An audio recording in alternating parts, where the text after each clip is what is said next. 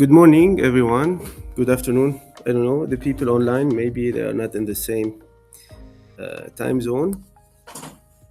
Uh, I am Eddy Dib, so the people here know me. Uh, and today we are starting the first series of the seminars of the Clear Academy with this presentation focusing on the characterization, so the picturing of the voids in zeolites for a finer conception of their properties.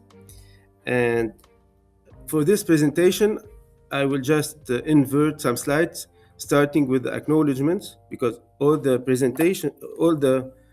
results I will be presenting, I did not do it alone. So many people have participated and collaborated along many years. Here is the list.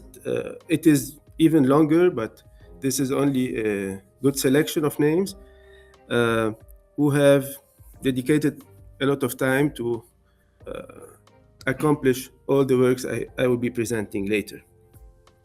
Then let's start with the definition of a pore. What is a pore? It is simply a surrounded void.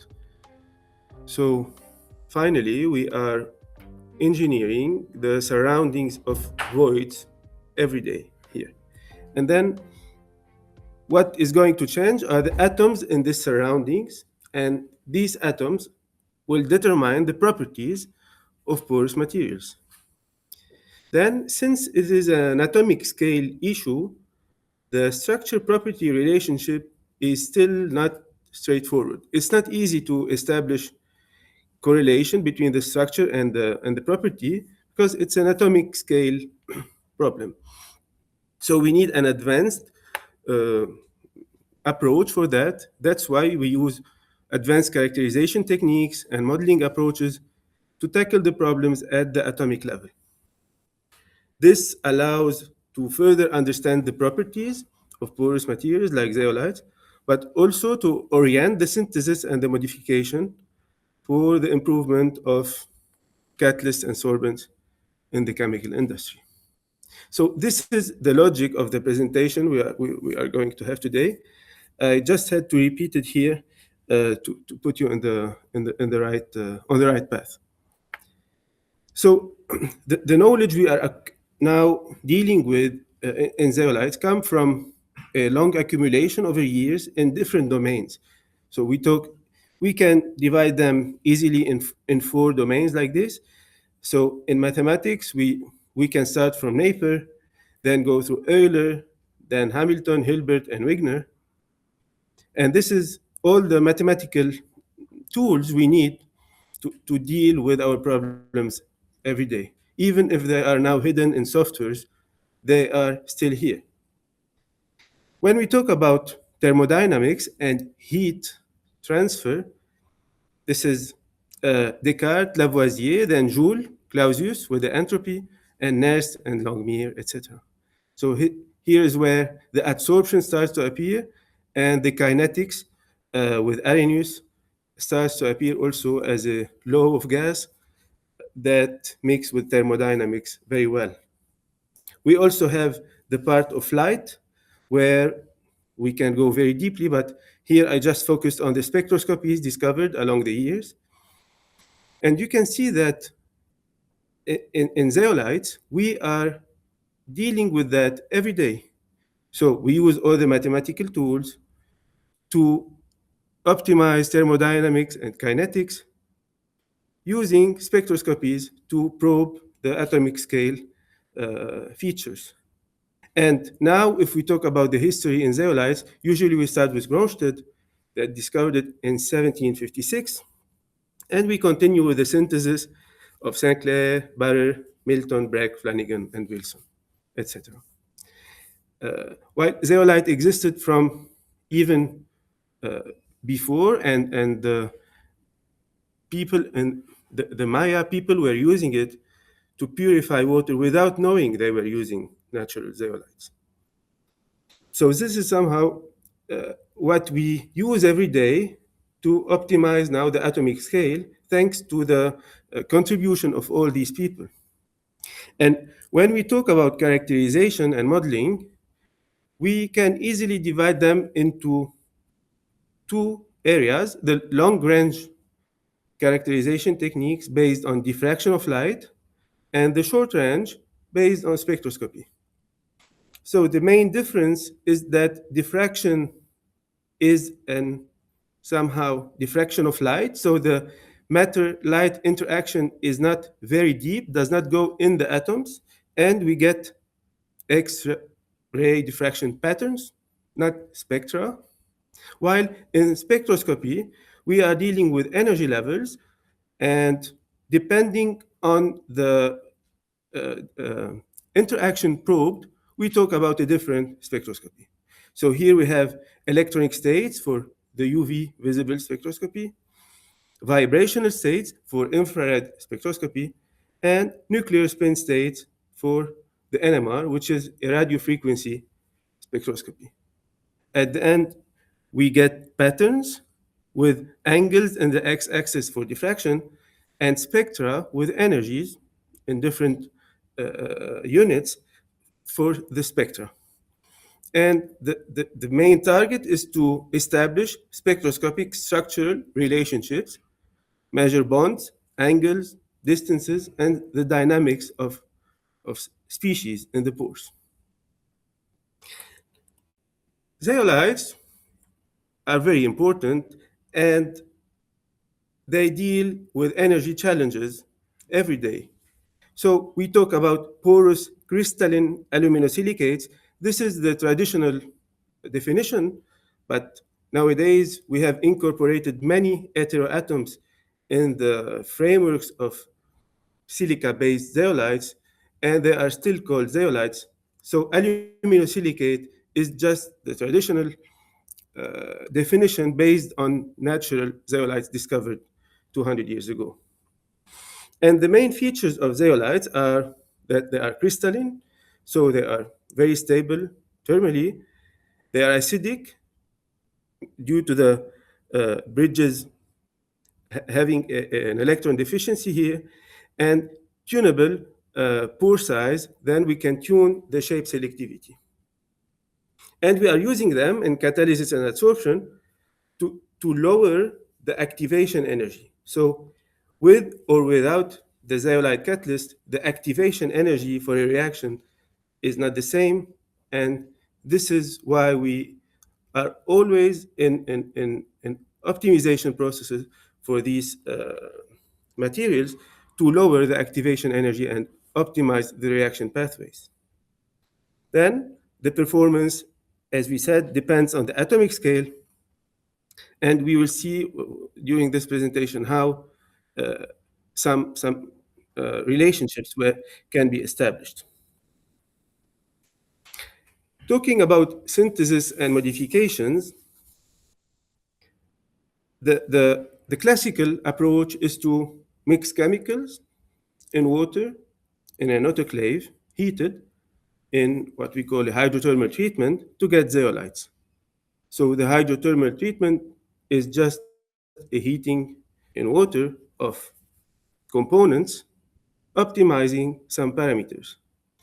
And there are mainly four components, which are the precursors for the element forming the framework, the templates we use to hold the cavities, the mineralizers, and additives. On the other side, physical parameters are the composition of the gel we mix, the time we spend mixing, aging, or during the hydrothermal treatment, the pressure, and the temperature.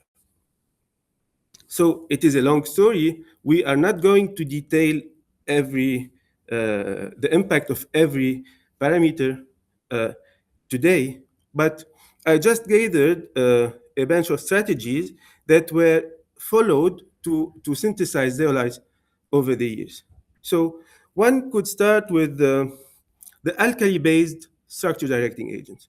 These are the sodium, lithium, potassium, cesium. So the first column cations that were used in the beginning by Barer to imitate the natural zeolites and get a zeolite in presence of alkali cations. Then he moved to nitrogen-based structure directing agents, the ammonium cations, to lower the silicon over aluminum ratio. And after that, with Flanagan, we started to use the fluorine-based mineralizers. Then, with Wilson, the phosphorus-based precursors to get alpos. And later, germanium-based precursors with Korma to get germanosilicates. Well, and recently, we have the phosphorus-based structure directing agent used by Valentin, and now many people are starting to go in this direction to get extra large pore zeolites. On the other side, we have modifications that can be done in one pot or in post-treatment approach. So we have the interzeolite conversion, where a phase can be converted into another phase following a certain treatment. We have the surface passivation that is very important to lower the hydrophilicity of the surface. The cavity stabilization, and here we can mention the rare earth metals, for example, incorporated in the cavities to hold the void. Then the steaming, the hierarchization, and the nanosizing to introduce mesopores and increase the diffusion rates of big molecules. This is just a short summary here. Many approaches were developed. I will not go in everyone in detail, as I said, but it is just to give you an idea of what happened along the last, let's say, 70 years. And since zeolites have voids, and this is the main difference between zeolites and a glass. So glass could also be an aluminosilicate, but it's amorphous and it doesn't have voids where we can diffuse. Not we, but the molecules can diffuse. I mean. And they are metastable because they are not always the lowest energy structures that we obtain. So with time, they can evolve. We can get a low stability, we can get a zeolite that will evolve into a more stable zeolite with time, with heating, etc. And this happens because the thermodynamics and kinetics are somehow competing with each other. Kinetics are very important in the beginning of the synthesis, where we start to form the nuclei. So in the nucleation, kinetics are very important, even more important than thermodynamics, that govern mainly the growth of the zeolite at the end. And this comes from the Ostwald law, who said that while gaining in stability, a system transforms gradually on pathways that cost the minimum loss of free energy. And just a small reminder here on the definition of free energy. It is the usable part of enthalpy. So the enthalpy is, let's say, the available energy in the system that loses a part in what we call entropy, and the remaining is a free energy. Okay, so now we have the energy and we have the entropy that goes somehow against the energy. But anyway, even if zeolites are metastable, not always in the deepest wells of energy, and we have this interplay between nucleation and growth, the Coulomb-like interactions or laws have to be respected. So these laws determine the distribution of charges in zeolites. We have, if we consider these balls here, the red and the blue ones, we have to know that the lower the dispersion of similar charges, the higher the energy. So in a zeolite, we cannot get positive charges in clusters with negative charges in clusters like this, it is better that the charges get distributed in the space to get the lowest energy. And this is the Coulomb-like interactions. And I said Coulomb-like because it's not only the 1 over r square that determines these interactions.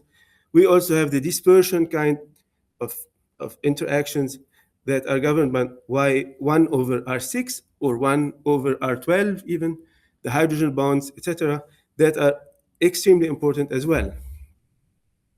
Okay? So whatever the interplay between thermodynamics and kinetics, this distribution of charges is somehow fundamental to get a neutral, stable structure, right? So the electrical charges in zeolites will be either in the framework or in extra framework. And usually the frameworks are negatively charged. So we have the AlO4 minus tetrahedra connected to silicon tetrahedra. We can also have the mineralizing agents like the HO minus or the F minus, or other hetero atoms that are trivalent that come to substitute silicon and create this charge deficiency. On the other side, the extra framework cations, we have protons, sodium, potassium, or cesium, but also all the ammonium, as we said, templates, right? And these interactions, based on electrical interactions, will determine the aluminum distribution that is somehow governing the density of acid sites, so the acidity of the material, the location of alkali cations, so the adsorption properties, and the defects and vacancies, so hydrophilicities and stability of the material. And here is a list of properties that are governed here. So the selectivity of catalyst, the hydrophobicity, adsorption capacity, thermal stability, or deactivation kinetics. So you see, it is very fundamental. It looks very simple. It is only a positive and negative charge story, but it is behind the main properties of zeolite. And the first person to start thinking in this way was Barrer when he wanted to reduce the aluminum content of zeolites, so increase the silicon over aluminum ratio, and he substituted the sodium with tetramethylammonium in the hydrothermal synthesis of zeolites. Then he was getting a diversity of structures depending on the conditions, as you know, and among them, the zeolite A with tetramethylammonium. Then, with time, beta appeared with tetraethylammonium and MFI with tetrapropylammonium. And now we count 250, 260 zeolites made with a diversity of ammonium cations and recently phosphorus-based cations. So we are still going forward. The main idea is the size. So a tetramethylammonium is bigger than sodium. So in a similar space, you need less aluminum to compensate this positive charge. You can decrease the aluminum content in the framework of the zeolite. And if we now take the recent observations on these ammonium templates, we can talk about the size and shape of the molecule, the charge distribution over the molecule, the hydrophobicity, the flexibility. I don't know, someone is connected. Excuse me, would you please mute the who's Chum? Yeah. Okay. So the host-guest interactions, we have the Coulomb, hydrogen bonds, and dispersion, as we said. Okay.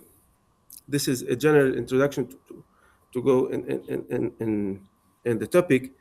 And here is a slide that shows the evolution of MFI, ZSM5, and silicalite 1 names, because we are going to be using them all over the slides later. And just to tell you that MFI is the topology, it comes from mobile 5.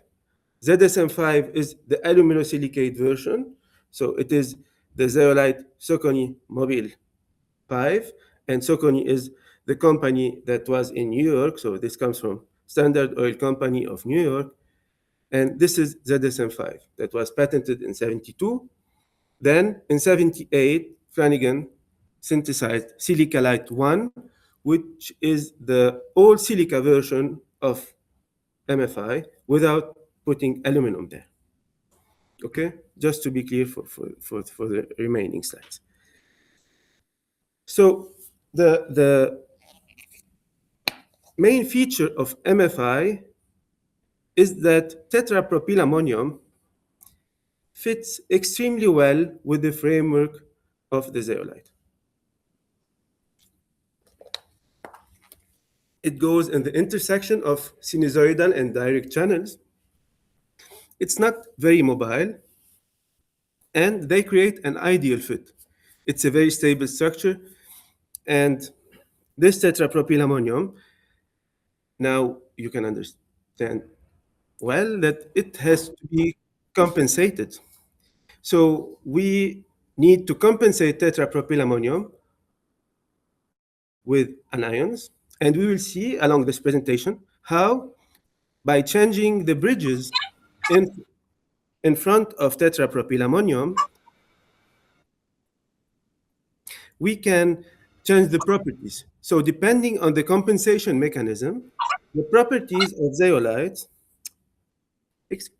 great, will change. So we'll go with silica based in basic medium, so HO minus as a compensator. Then silica based with fluorine.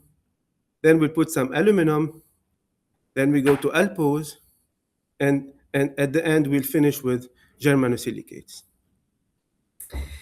Let's start. So we will first consider MFI in basic and fluorine-based media, and the synthesis of these zeolites will give different crystals, different sizes, so 10 microns for OH MFI, 60 microns for fluorine MFI. Okay? It means the nucleation and growth kinetics are not the same in both media. And when you look at the silicon NMR spectra, you can understand why is that. It is mainly because OH MFI synthesized in basic medium contains a lot of Q3 sites that are silanols, while FMFI is highly resolved, so very well ordered. It can grow and keep growing. And the charge of tetrapropylammonium here is compensated by a fluorine that comes to pentacoordinate a silicon in a specific cavity. Okay? So then when we calcine these materials, we get a perfect crystal for FMFI without fluorine, without tetrapropylammonium, but all bridges connected, while in OHMFI, we have a lot of interruptions, a lot of defects, and more hydrophilicity. So the hydrophobicity of MFI made in fluorine medium is mainly due to the charge compensation mechanism. The fluorine leaves the structure without interrupting the bridges, while in basic medium, we have broken bridges that keep attracting water. Now, we went with this system a bit far to localize the defects in MFI, so the silanols, and you can imagine the channel intersection as like this, with tetrapropylammonium in every intersection. And by recording the proton NMR spectrum, you can see the protons of the molecule, so alpha, beta, and gamma. Alpha is the first proton next to nitrogen, beta is the second one, and gamma is the third one. okay? And on the proton spectrum, oh, we can use this for you.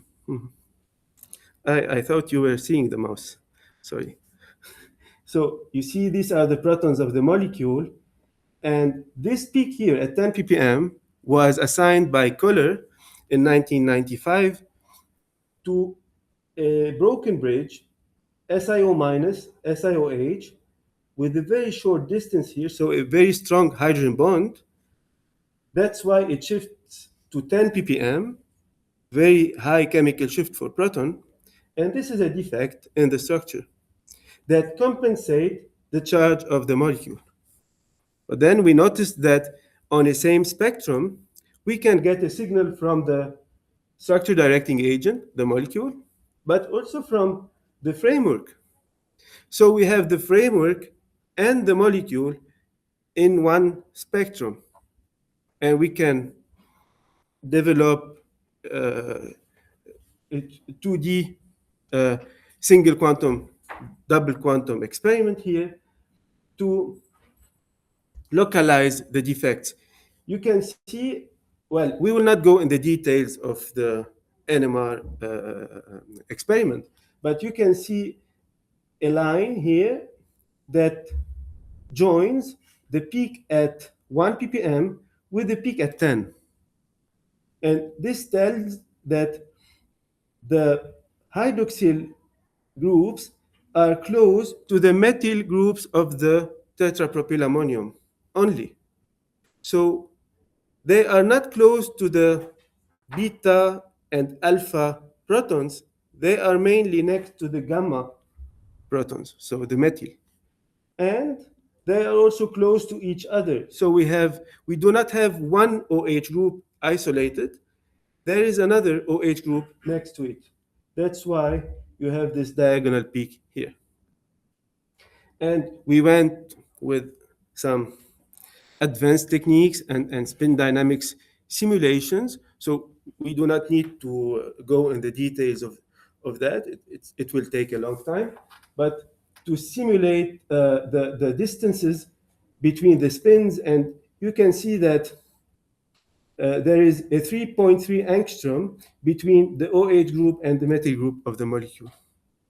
And this comes from the first model here that looks very similar to the experimental doublets obtained here. See, in other models, it doesn't look similar to the experimental one, and the differences are about 0.2 angstrom. So we were very precise somehow. We have around 3 angstrom distances between the silanols and the methyl groups, which is not bad. And the main conclusion was that silanol defects are organized at least by pair close to the methyl groups of the zeolite. Until here, you feel that you understand everything, and now you are ready to make any zeolite you want and tune the properties very well, which is not true.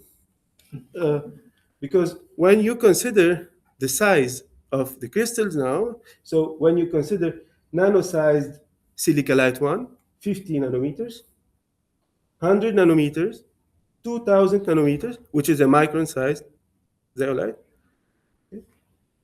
you get different percentages of Q3 sites.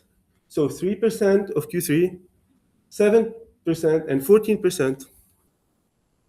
It means when you calcine the zeolite, even if every molecule needs one defect to be neutralized, the calcination process is not the same depending on the size and the synthesis procedure, and the concentration of defects in the final product are not the same. So we went to record proton spectra, infrared spectra. You can see infrared spectra are the mirror of the proton spectra, and the deconvolution was not an easy thing to do. So it's not easy to recognize, well, in infrared, it's not easy to, it's even impossible to deconvolute a spectrum, while in NMR, we can deconvolute it and it's quantitative, but we cannot assign the peaks very well. And as the proton chemical shift depend on the hydrogen bond strength, we considered a review written by Steiner in 2002 to divide the hydrogen bonds into three categories: the weak, moderate, and strong hydrogen bond. It depends on the length of this bond, so the shorter, the stronger, and on the directionality, so the angle between the proton donor and the proton acceptor.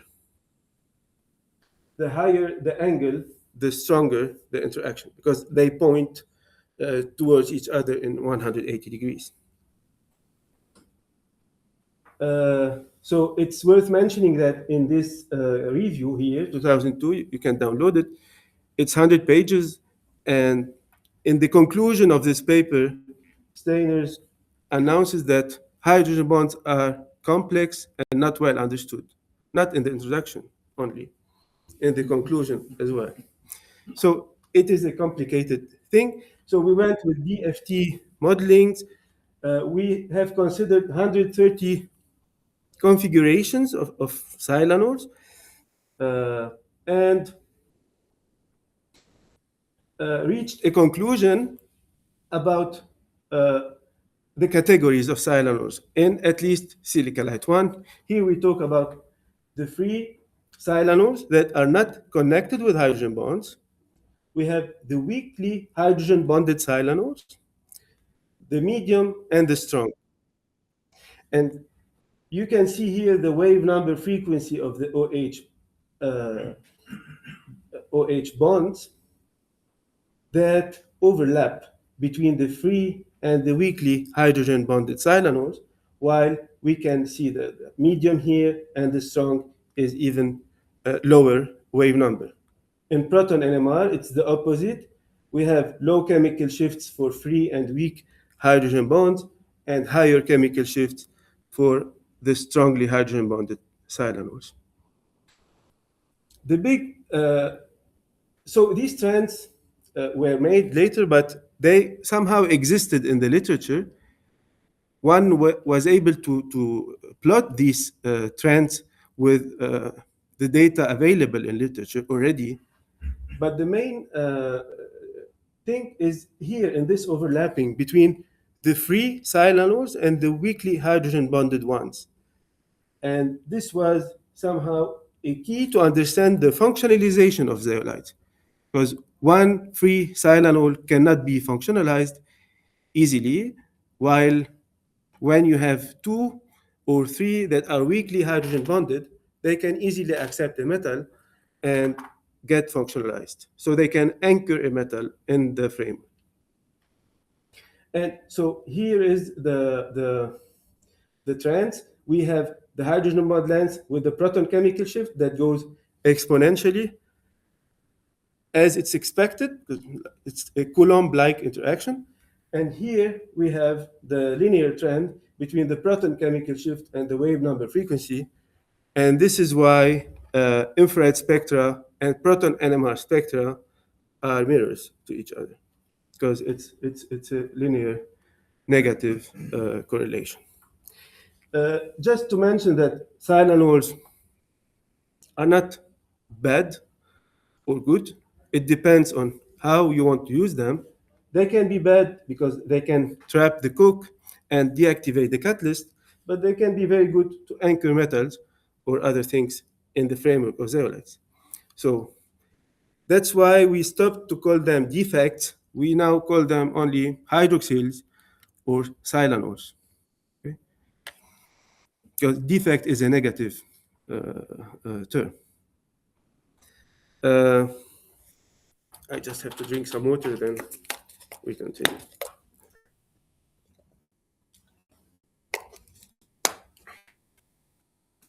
Now, if we consider the aluminum distribution, in the literature, you can now find hundreds of papers dealing with this term, aluminum distribution or aluminum localization, right?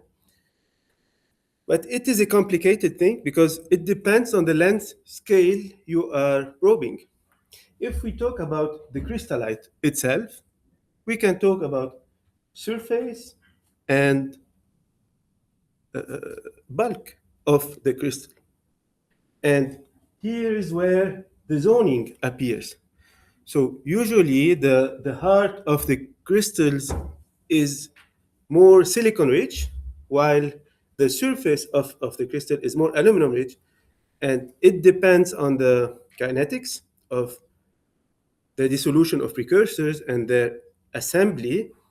But you don't have to forget that the Coulomb-like interactions are respected all over the crystal. So the negative charges will come maybe from silanols inside and from aluminum outside. Okay? And we can also have the porous network distribution. So some people will distinguish pores and channels, I mean cages and channels. And you can distinguish sinusoidal direct channels versus the intersection. But it is quite complicated to find a final answer about aluminum location. And when we reach the tetrahedral sites, we are at the atomic level and we talk about symmetry and defects, etc.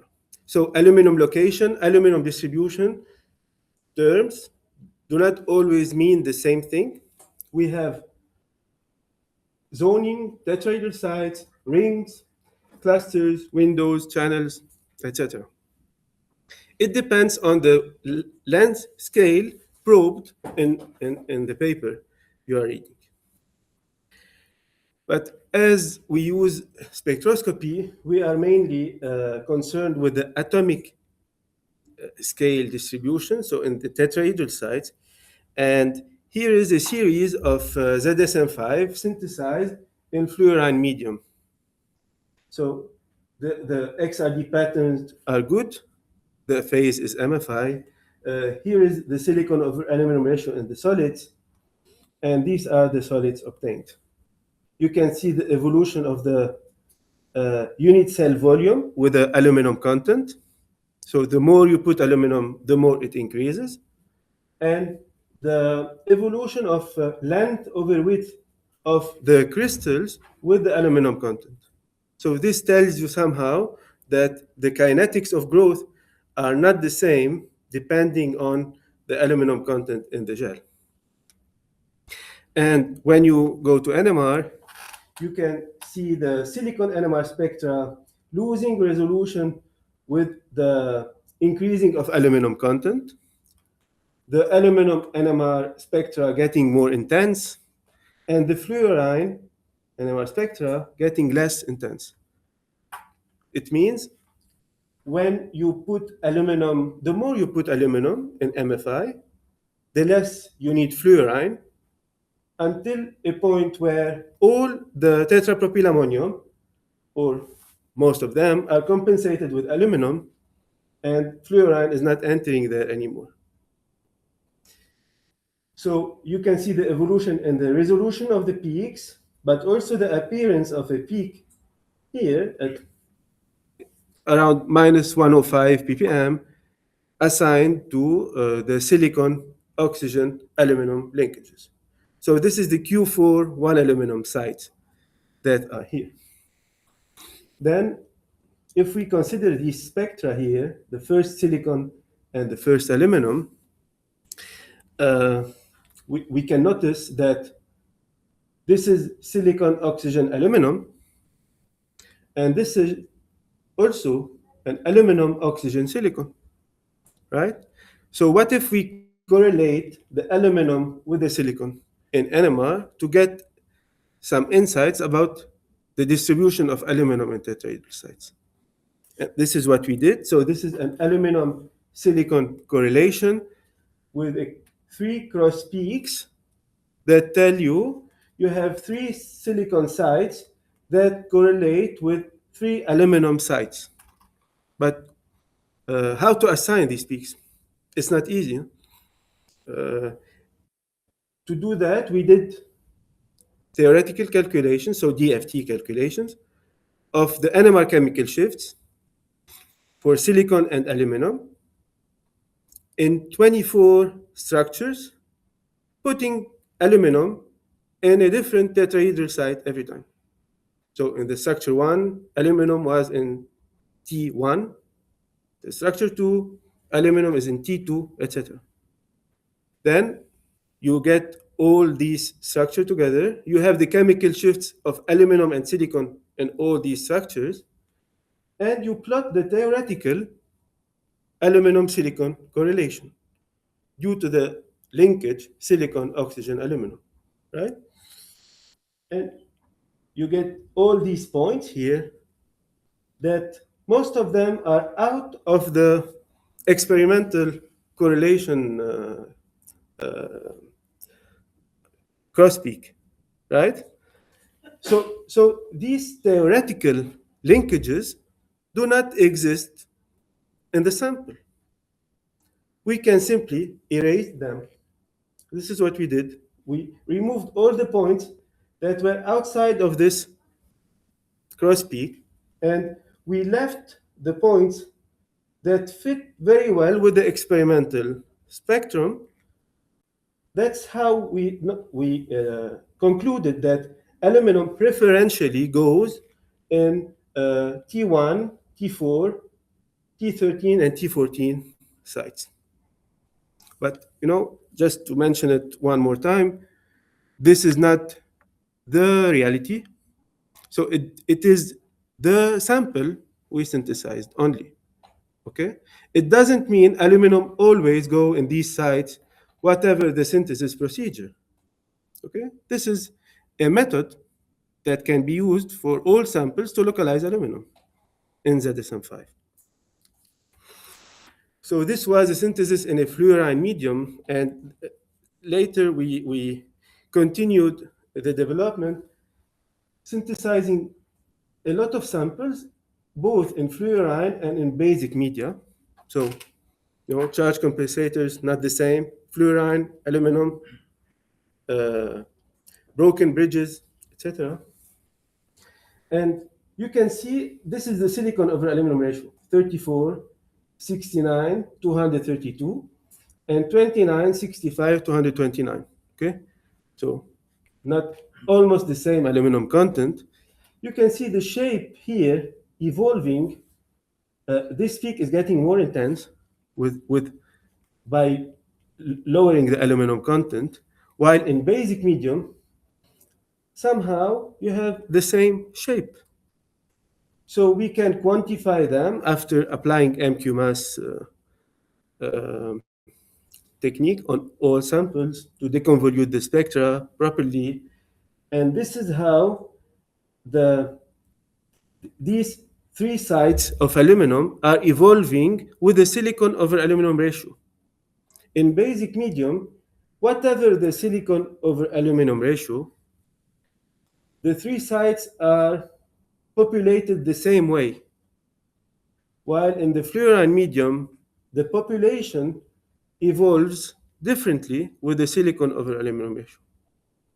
So again, this charge compensation is behind these contrasts, and it's mainly because in fluorine, you have localized negative charges that drive aluminum to sit in different places, while in the OH medium, these defects are distributed statistically, and aluminum is also distributed statistically. Okay? There is no constraint in the negative charge distribution. And this is following the Coulomb laws. So the aluminum distribution depends on the mineralizing agent position, and it controls the acidity of the material. So in the paper, you can see the measurement of acidities for these materials. They are not the same. And it's mainly because of the location of charges. in the in the sample. Okay.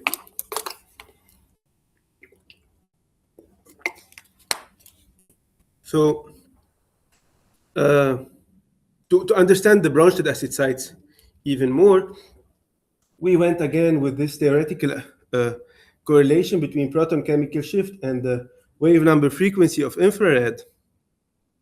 And you can see linear trends that overlap between branched acid sites and silanols. They are overlapping starting from around 3.5 ppm. So every proton before 3.5 ppm is not branched, it's a silanol, while starting 3.5 until 9 or 10, you can have a mixture of silanols and branched acid sites, and they overlap here. That's why this hydrogen bonding is hindering the precise assignment with both proton NMR and infrared frequency spectroscopy. So this is a big issue. We are reaching the limit of the techniques, and we have a theoretical overlapping. The experimental resolution is not able to solve these small differences here in the trends. So then we talked about acidity. Let's consider the silanols we took in the beginning and the branched acid sites model we took later and calculate the deprotonation energy. So this is just the energy you need to take the proton out from the aluminum oxygen silicon bridge. You just remove the proton and you calculate the energy before and after removing the proton. This is the deprotonation energy. The less you need energy to remove the proton, the more it is acidic, right? And these are the points we obtained. It's a cloud. There is no a real trend. So you can see, but the branched acid sites are more acidic. Okay, they have less deprotonation energy compared to silanols, but silanols are not that far from branched acid sites theoretically. Okay, and that's why it is still difficult to understand the acidity of zeolites because we do not have a spectroscopic uh, property relationship that is clear to establish here. And by comparing the deprotonation energies of these sites with other molecules known to be strong acids or superacids, we discovered that silanols are covering a wide range, going from strong acids and even to superacids, while branched acid sites are all in the superacid region. Okay, so the chemical shifts do not correlate with acidity, and the branched acid sites are superacids. Silanols are strong and superacids, and the story is still not finished. It's not easy to control these sites and understand them yet. Now, very recently, we went to substitute silicon with germanium and MFI. So this is not new. It was done in the first time was done. It's 89 by Gabellica and Good, and they made germanium silicalite one. But you can understand at the time the characterization was not accessible. All the characterization tools we have now were not available. So the structure was obtained, but not very well characterized. And here are three accepted facts about germanium in zeolites in the literature. We know that germanium substitutes silicon in tetrahedral sites. It prefers to go in double four rings, so the cubes, and fluorine stays in the center of these cubes to compensate the ammonium cations and is also used in NMR to locate and quantify the germanium in these double 4 rings. So the germanium silicon substitution degree is determined usually with a fluorine NMR chemical shift. It shifts, we know what is the substitution degree. And we have a lot of theoretical and experimental correlations that go very well. It's also known that germanium oxygen bonds are easily hydrolyzed at room temperature. So you take a germanosilicate, put some water, you mix it, it's dissolved. And that's why Russell Morris, then Giri Cheshka, and many other people, Korma, etc., have developed the ADOR process, which is assembly, disassembly, organization, reassembly process. So the ADOR, these are the adorable zeolites. And it's mainly a hydrolysis of these cubes here, and then a reassembly of the chains that come from the dissolution to get a new zeolite. So you start from one zeolite and get a new one after the ADOR process. Well, MFI is very special. And when we added the germanium inside, we wanted to check if the fluorine NMR peak was shifting to understand the germanium silicon substitution, but the fluorine peak disappeared. So we do not have any fluorine in the germanosilicate we have synthesized, while in the pure silica MFI, so silica light 1 in fluorine medium, there's a lot of fluorine at minus 65 ppm, if I remember well. And this was a big surprise. Like, we expected fluorine to be there to compensate the tetrapropyl ammonium, but it's not there. So we checked the proton NMR spectrum. There is no defects. The material was extremely stable, up to 1,300 degrees. An acid and basic medium, you mix, you heat, you put it anywhere in the lab, in the moisture, in the dry medium, and it does not move. So it's very stable. And we applied many techniques, a lot of theoretical calculation as well. You can check the paper. It's a very long one. It took maybe 3-4 years to finish. And the best technique to understand the coordination around germanium was the XAS spectroscopy. And here we noticed that germanium was in a coordination of 5 between quartz and rutyl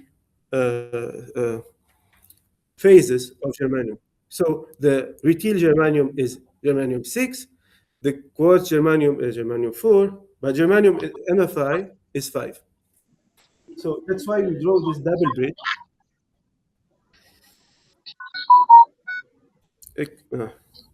Could you please mute Abdu? No? Yeah, thank you. And the most intriguing part is that after calcination, the germanium keeps a coordination of 5. So we have no defects, no fluorine. Germanium is in a coordination of 5 before and after calcination. We are still analyzing these samples to understand what's happening and how the charge compensation is occurring there, and why is this sample extremely stable,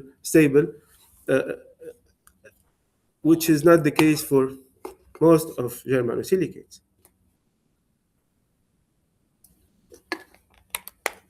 Okay, and I think it is the last example, and this example is very well known by Ludovica here. It's her work for 3 years. Not the entire work, but a part of the work. And these aluminophosphates are, as I said, were discovered by Wilson in '82, porous aluminophosphates. And what is known for this structure is that their framework is neutral. That's why you can synthesize them with amines. You don't even need an ammonium to synthesize an aluminum phosphate. It's because the charges of PO4 tetrahedra and ILO4 tetrahedra compensate very well, and we don't need any charge compensator, theoretically. And then when we need to introduce some acidities, we put silicon there, we get sappos, and they are very good catalysts, very well known now for NTO, SAPO 34, and water sorbents as well, right? Very good. But the main question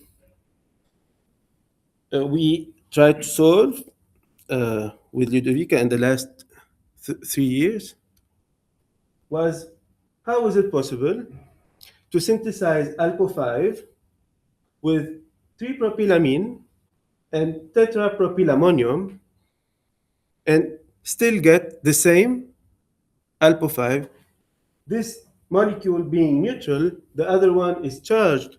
So how does the charge compensation happens, and what's the impact of the charge of template on the properties of the material, final material? So we synthesized alpo5 with both molecules and calcined it.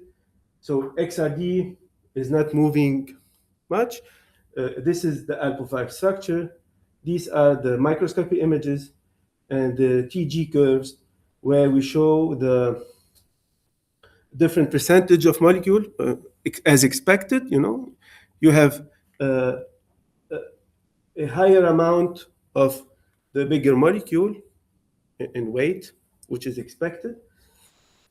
And then we went to acquire the NMR spectra. Here we talk about phosphorus and aluminum now. And you can see that when you are using the neutral molecule, you have tetrahedral aluminum and very little penta and hexacoordinated, even not to mention, very little amount. Phosphorus peaks were distributed but still narrow, while when you use the cation to synthesize the alpo5, you get a lot of penta and hexacoordinated aluminum in the structure and wider phosphorus NMR peaks. So it has an impact on the charge of the template has an impact on the zeolite, the aluminum phosphate. Even after calcination, you still have a lot of highly coordinated aluminum in the structure. So these are 2D NMR spectra, just to check if the aluminum is close to phosphorus.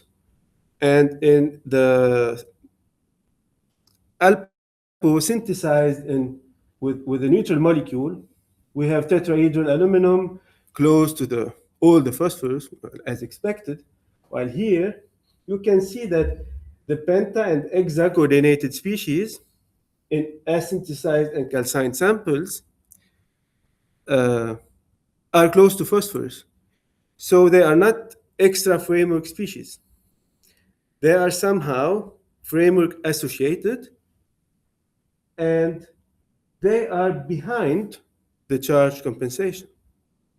To understand it a bit more, we went to proton phosphorus correlations, and these are the protons of the molecules. So the 3-propylamine protons are all interacting with the phosphorus of the alpo, while here all the protons of tetrapropylammonium are also interacting with the phosphorus, but we have one additional peak at 1.8 ppm. And this proton at 1.8 ppm is assigned to the ALOH group, and this is why we have the penta-coordinated aluminum in the asynthesized and calcined samples. So finally, the presence of this penta-coordinated aluminum that is used to compensate the charge of tetrapropyl ammonium persists after the calcination. So even if the molecule leaves, you can see in the aluminum spectra, the penta-coordinated aluminum is still here. So we have one additional OH group in the structure, and that's why when a charged template is used, we have a lower hydrophobicity in the sample. Okay. I will stop here. These are 5 ways we compensate the charge of tetrapropyl ammonium: by breaking bridges, by just adding a fluorine in a cavity that leaves without any interruption, putting aluminum and creating acid sites. With germanium, it is still not well understood. With aluminophosphates, we add some hydroxyls to compensate the charge of tetrapropyl ammonium compared to tripropylamine.